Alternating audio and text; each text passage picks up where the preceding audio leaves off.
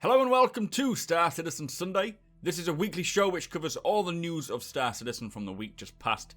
I am your host Mac, so let's get on with it. This week, 2.6.2 hits the PTU, bringing the new Buccaneer. The female character gets lots of love, plus work on the Mechanised Titan suit gets underway. So every month, to thank my patrons, I give away a $25 gift card to one random patron, just to say thank you. This month, the winner is Jonathan Wainwright. So congratulations to you, sir. I shall be in touch. If you like what I do and want to help my channel grow, follow the link in the description to my Patreon page to learn more. So ATV this week came from the Los Angeles studio. We had their studio update. First of all, they say they are working on the Buccaneer for 2.6.2, as we know. I have done a video on the Buccaneer, which you can find the link below. They've also got the RSI Aurora. That's now in grey box. They're doing the revamp of the Aurora. I'll show some pictures that we got as subscribers for that one. The multifunction display design is getting some work for item 2.0. They say it's completed. Now UI will have to create some screens for this to work as well. I think we got to see some images of these. Plus, they've done lots of tests for 2.6.2 to ensure it's all good and working. It is now in the PTU, as we know, and it's feeling quite good to me. So anyway, what they've been doing for 3.0 is some narrative for the missions. They have made lots of progress for the Jeanne history from birth to present day. They've got a new shop entity to allow shops to stream in, making them more dynamic and reactive to the economy. They've also got a new light group entity, which is being implemented now. It's complete, and it's just been implemented. They started to use this in the vehicles. It reduces the number of lights, improving the optimization with no visual impact, which is excellent. And the Caterpillar just looks incredible with this new lighting. I cannot wait to get that in. Anyway, they've updated the room and atmosphere container system soon. It will be in use everywhere. Currently, the airlocks are all scripted. It doesn't actually work as it should do and doesn't take atmosphere into consideration. They've added a feature to allow designers and artists to set wear and dirt perimeters for loadouts, and they've begun work on something called the Task Entity Owner Manager, which is imperative to take the game from what it is currently as a multiplayer game to a persistent online experience. This basically manages the ownerships and lifetimes of all the entities in the game, so that's a lot of data to be handling. They're working on scanning subcomponents as well, so they're focusing on two big elements: the ping, which is where you send out a wave to see if there are objects of interest within the scan range, things like a ship, an asteroid, or even signal traces, which mark whether a ship has entered or just left via quantum travel. So that's pretty cool. A bit like what we see in the Riddick films, where you can see the matter that's left behind off the quantum jumps. Obviously, this will be very useful for bounty hunters, so you'll be able to track your prey better. I do like the sound of that. But when it comes to scanning, the angle of focus is adjustable by yourself. You can either have a narrow angle which goes further, which has a much further range, or you can have a lesser range and a wider angle for the scan. So it's about balance there. Now, they're consistently working on performance optimizations and methods in which to help in this area. Helmets and heads have also been optimized. There'll be no more heads just popping in, popping in and out. Heads have saved nearly 90% of the texture memory costs, so this allows for many more characters in one scene. With the implementation of the female character as well, they have transferred thousands of animations from the male to the female to complete the motion set. They're now working on refinement and subtleties to make it look more like a female. They have created a tool to ensure that NPCs don't keep repeating the same line every time they speak when you go near them. Kind of like what you see in the Bethesda games like Fallout. They just keep repeating the same text. This should hopefully stop that from happening. They've created another tool to enable them to view the scenes of Squadron 42 before they have been exported into the engine, which obviously saves a lot of time and a lot of effort, so they can see it before it gets exported and tweak things. The character team has blasted through the concept phase, the high poly, and they're now onto the game mesh of the heavy outlaw. Next, it goes into rigging and implementation. The female light, medium, heavy, and undersuit has been sent to rigging and implementation as well. Plus, the female explorer suit has also moved through the high poly phase, so ladies, you'll be able to get hold of that soon. In Squadron 42, the EVA deck crew and Marine BDU outfits have gone through the high poly and are now into the in-game mesh and texturing phase.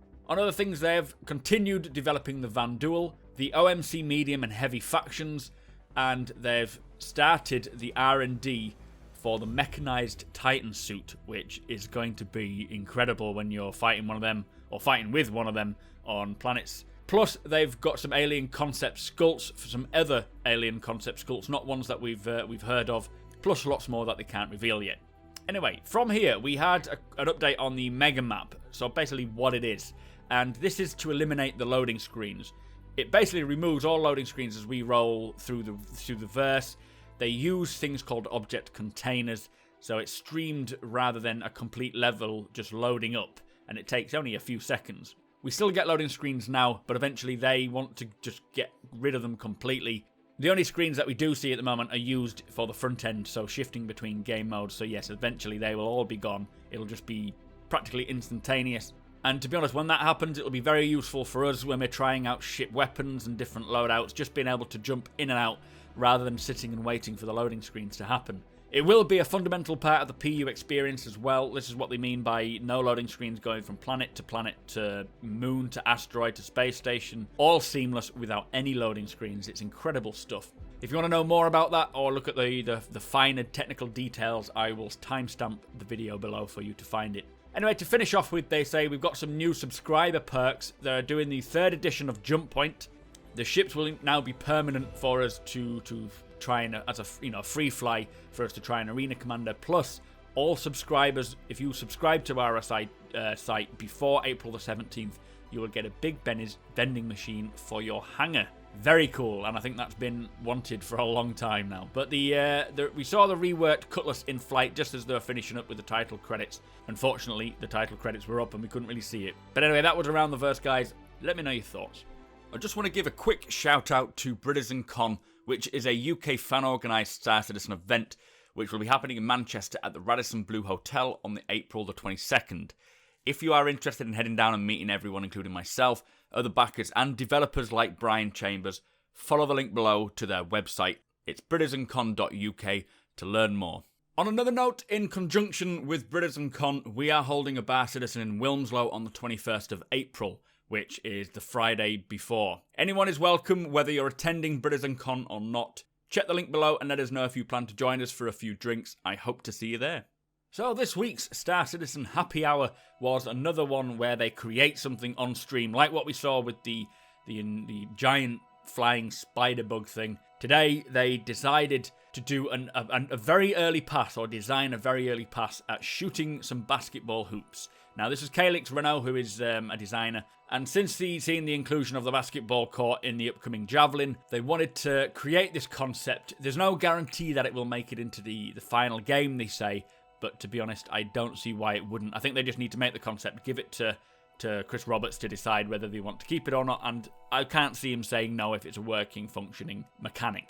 Anyway, we had a quick fly around the Javelin cargo bay just before we started, and it is just huge. Jesus, it's massive. And he did say there's just one of the cargo bays, so potentially there could be more of those. But he started by creating the ball. Obviously, it was a bit too big. Needs to make it smaller so it can fit through the hoop, otherwise what's the point? They entered the physics to create the mass for the ball as well. And then using these flow graphs, they're sort of like a system that's for visual scripting rather than doing the coding, and it makes things so much quicker.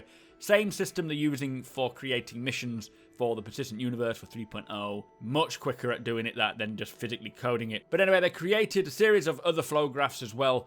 One for a cursor for aiming, another one for picking up the basketball, for throwing. Then they needed to scale the power, so when you hold down the mouse button, your throw is much stronger compared to just tapping it. And then bounce was clearly something that needs to be in the basketball, but this was not an easy task, and they generally spent about 40 minutes of this actual video trying to get the bounce to work. It does seem very complicated, but it does go to show it's all done very quickly, and showing how these flow graphs are far more effective than coding. They can clearly create these mechanics within, a very early concept within an hour, and then iterate on that and keep iterating on it until it feels smooth and perfect. It doesn't take all that long, to be fair, and this goes for most of the development. Now they've created these tools and these methods for doing it, it's so much easier. Anyway, I'll just show you some footage of this in the background so you can get an idea of what it's like. May have even finished already, but let's move on.